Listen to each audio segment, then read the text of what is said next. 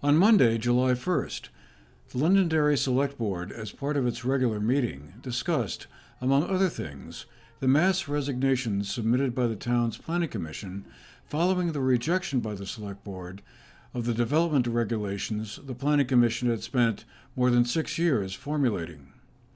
The planning commission's proposed revisions had sparked pushback from some local residents who expressed reservations about some of the proposed changes, mainly around how the rules on how firewood would be processed, among which would have limited the hours of operation on weekdays from 8 a.m. to 6 p.m.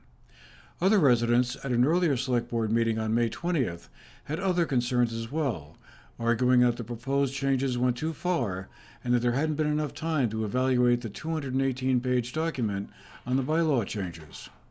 First, 5 of the 7 planners had stepped down, and the remaining 2 members followed shortly thereafter. Earlier, we spoke with Richard Dale, who had been a member of the Planning Commission before resigning. He pointed out that the most recent changes to the zoning bylaws and town plans had been minimal over the past 20 years, and state laws and regulations have changed, and Londonderry needed to catch up with those changes. We were told throughout the entire process that a comprehensive, absolutely necessary total rewrite of the bylaws. We needed a total rewrite because in 2009 they changed about 10 words. The previous 5 years they changed about 10 words.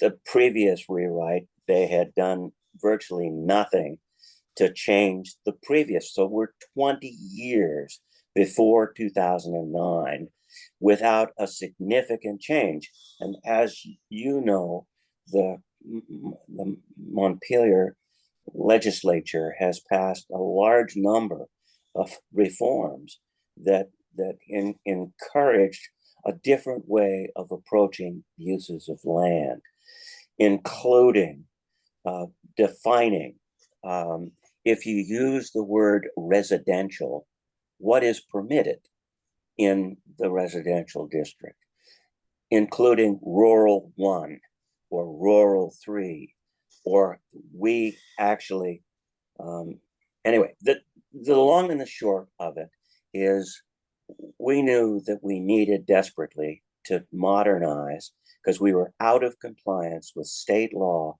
in a large number of things, including building standards. At the Select Board meeting on July 1st, Martha Dale, the Vice Chair of the Londonderry Select Board, said the board needed to pause and reflect on why the entire Planning Commission had opted to resign. But I would like us to sort of sit back and process what most of those individuals have talked about in terms of process and in terms of communication between Select Board and the Planning Commission. Because to a person, those were issues that they felt that got in the way of their work. And I think we're beholden as the organizing group to understand why there was a mass resignation. We owe it to ourselves, right?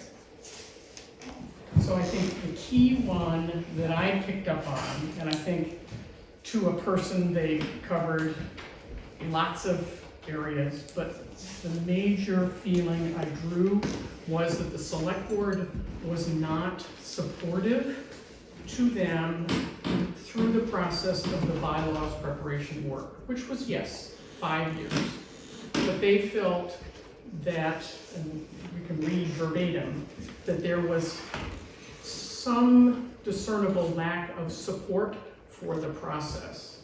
And I think we need to think about how we will give the new Planning Commission members our undivided attention and support so that they too don't feel that 5 years worth of work has been disregarded, if you will. One thing very worthy of mentioning is the fact that we had 2 members at least that were on the Planning Commission for over 30 years, close to 35 years. And I think that it's unfortunate for those individuals, and there's others that were 12 and, you know, long-term volunteers. I think it's unfortunate to let this overshadow the work that they did over all those years. I think it's important to recognize that. And I think that underlying in a couple of the letters, it might be mentioned that way, that, you know, didn't really want to leave on these terms necessarily, but they've done it for so long that they were really done anyway. So that is also a reason for leaving, not necessarily being, you know, a singular reason. But like I say, I think letting this whole process overshadow their work for all those years would be unfortunate. I think showing gratitude for all the work done. The town office has since received about 8 applications from community to join a new planning commission. Meanwhile, the following day, on July 2nd, a report was received about the state of the Williams Dam, which has been another source of concern since the dam, built in the late 1800s, has been found to be in poor condition in previous studies. The latest report, prepared by SLR Consulting, an environmental consulting firm based in Waterbury, Vermont, recommended removing the dam. It stated, previous study evaluated 4 alternatives for addressing the deficiencies with the Williams Dam. Due to the poor condition of the structure, the no-action alternative was deemed not to be acceptable. Given the poor condition of the dam, the town must either remove, replace, or repair the dam. Previous information and the analysis performed here point to the recommendation for dam removal to eliminate the obsolete structure that requires substantial investment to repair. However, the town's Dam Advisory Committee voted by a 3-2 margin to recommend repairing the dam rather than removing it. The final decision on that will be up to the town select board. For the GNAT-TV News Project, I'm Andrew McKeever.